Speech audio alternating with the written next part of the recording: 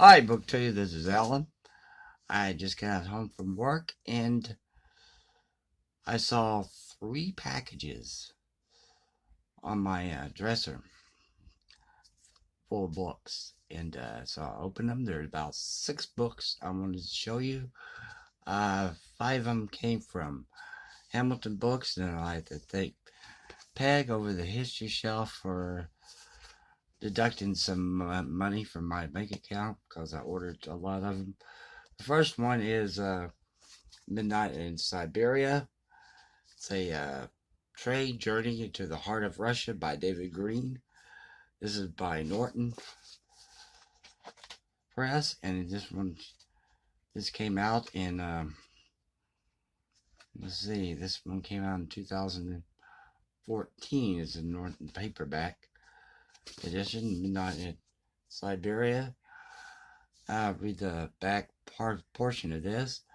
After 2.5 years as NPR's Moscow bureau chief, David Greene traveled along the Trans-Siberian Railway to capture overlooked aristocratic Russia in the age of Putin-style democracy on a 6,000-mile train journey from Moscow to Pacific port of Vladivostok. Greene meets a group of Siga babuskas, a teenager, a meteor shower, and activists battling for environmental regulations, and find ordinary Russians conflicted about the future of the country, a nation that boasts open elections and newfound prosperity but continues to oppression, corruption, stark inequality. So this ought to be a good one. I like travel books, so this one should be good. And the next one I got, and I like Napoleonic Wars. This is the Napoleonic Library. This is the campaigns of 1812 in Russia. The Prussian officers account from the Russian imperial headquarters. This is by General Karl von Clausewitz. Introduction by George F. Nothsinger. This is by Frontline Books, and this particular one came out edition.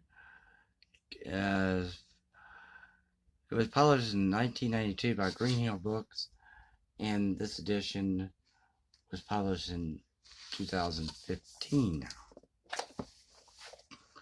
Let's see if there's any pictures here, but there isn't. This is just a recollection. There are other books: Life in the Napoleon's Army, Decline and Fall of Napoleon's Empire in 1815, and Return of Napoleon, all in this Napoleonic Library. This is the campaigns of 1812 in Russia. A Prussian officer's account from the Russian imperial headquarters.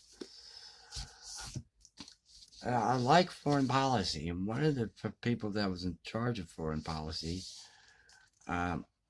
whether you like him or not, was of course Henry Kissinger, involved in foreign policy.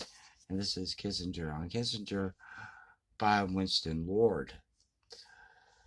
Winston Lord was an ambassador, U.S. ambassador to China. And this is reflections on diplomacy, grand strategy, and leadership. This was copyrighted 2019. And this book would have cost $26 for this small size book. And only about 136 pages in it. But, Hamilton Books had it for like $8, I believe. So I just picked it up. This next one could be considered a chunkster. This is the End of the Cold War. 1985 to 1991 by Robert Service. This one is published by Macmillan, and this one came out in 2015.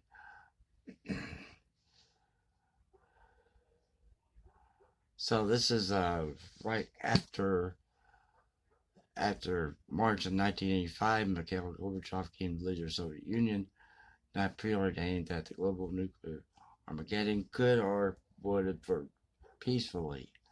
So this goes all the way. So this is let's see how big this one is. This is about 500 pages. It doesn't seem bigger than I thought. So yeah, this one is the end of the Cold War, Robert Service, 1985 to 1991. This next one I got is the last one I got from Hamilton Books, and this one was by Amadeus Press, and it's a biography, and it came out in 2016. This is Rimsky-Korsakov, Letters to His Family and Friends, by Tatya Rimsky-Korsakov, edited by Malcolm Crocker and Margarita Montskaya. This is Rimsky-Korsakov, Letters to His Family and Friends. So this beginnings 1874 till 1908. Written a lot of he wrote one to Mozart and Salieri.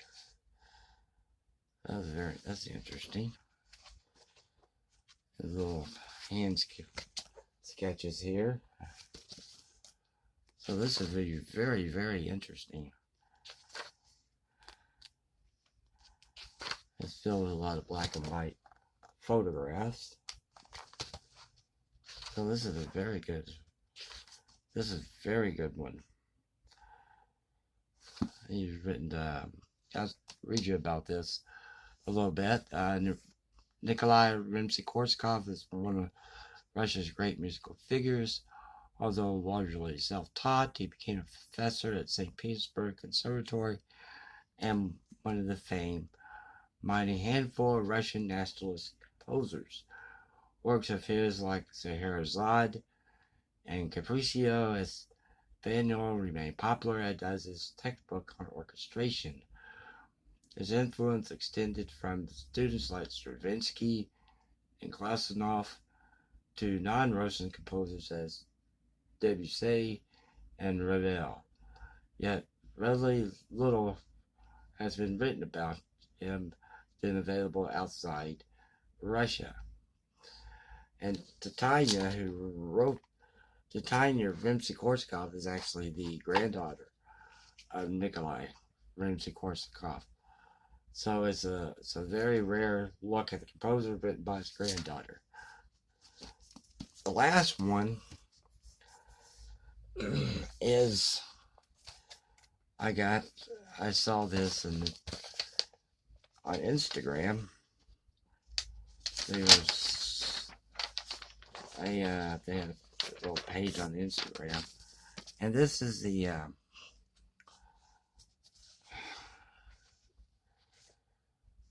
and it is this one right here.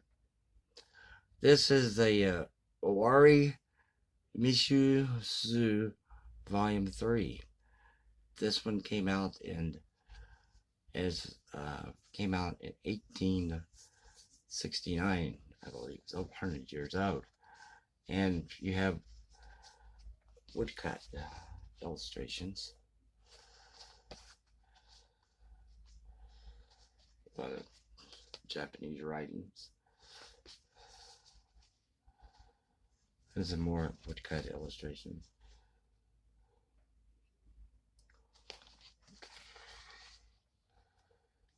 And they had several, this company is called Nihon Koshu, had several of these books, and once they're gone, and they have a lot of these available.